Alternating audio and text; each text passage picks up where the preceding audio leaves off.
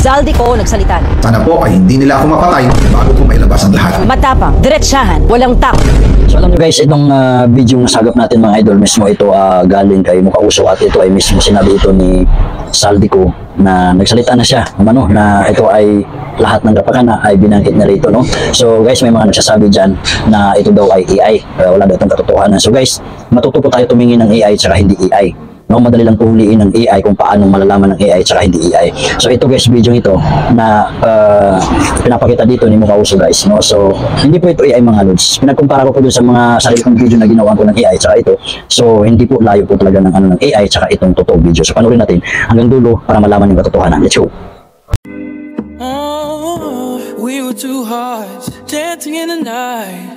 The whispers turn to shadow. Hindi na ako mananahimik, ilalabas ko ang lahat ng katotohanan. May resibo, may ebidensya at may pangalan para sa bawat Pilipino. Sa wakas, binasag na ni Zaldico ang katahimikan. Ang nag-deliver papunta sa bahay nila Pangulong Bongbong Marcos at Speaker Martin Romualdez mag-insert o magpasok ng 100 billion worth of projects sa BICAM. Ginawa ko lang ang utos sa akin, pero ngayon, handa na akong harapin ang lahat. Ginagamit ng administrasyon ang buong resources ng bansa para tumahimik ako. That he will shoot me if I will talk. Gagamitin ako bilang panakipbutas sa kanilang kampanya laban sa korupsyon. Matagal akong hindi nagsalita dahil may direktang utos sa akin. Huwag nang bumalik ng Pilipinas at manahimik na lamang. Umalis ako noong July 19, 2025 para sa aking medical check-up. Nakaplanong bumalik pagkatapos ng SONA ni Pangulo. Pero habang papauwi na ako, tinawagan ako ni dating Speaker Martin Romualdez at sinabihan, stay out of the country. You will be well taken care of as instructed by the President. Noon naniniwala pa ako sa kanila, kaya't hindi ako bumalik. Tumikom ang aking bibig, sumunod ako, pero ang hindi ko alam, ang ibig pala nilang sabihin sa aalagaan ka namin ay gagamitin ako bilang panakipbutas sa kanilang kampanya laban sa korupsyon. Ginawa nila akong poster boy ng kanilang sariling kasinungalingan. Nagsimula ito nung tumawag si Secmina, pangandaman sa akin nung nag-umpisa ang BICAM process last year, 2024. Ang sabi niya, katatapos lang ng meeting nila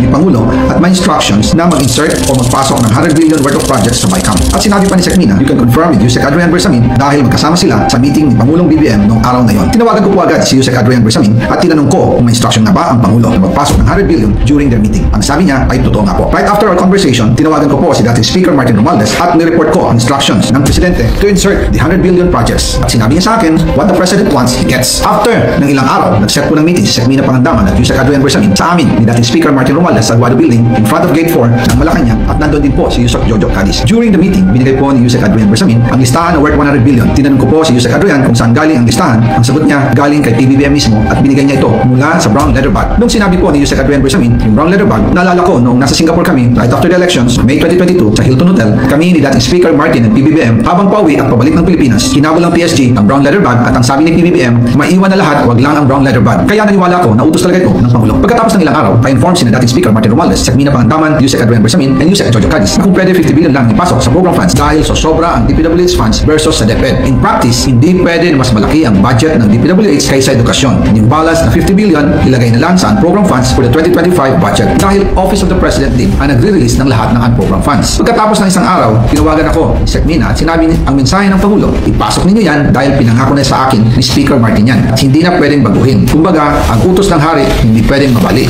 Again, I informed the Speaker and asked clearance about the instructions ng Pangulo at ang sabi niya, wala tayong magagawa. Kaya po nagtataka ako kung bakit sinasabi ni Pangulo na hindi niya makilala ang budget samantalang lahat na binawas at dinagdag sa mga ahensya ng gobyerno ay humihingi ng approval sa kanya si Secmina Pangandaman. Ang tanong, pinangalanan na ba niya ang tunay na mastermind? Ano na ang susunod na hakbang? Ako si Mukauson, ang boses sa ordinaryong Pilipino.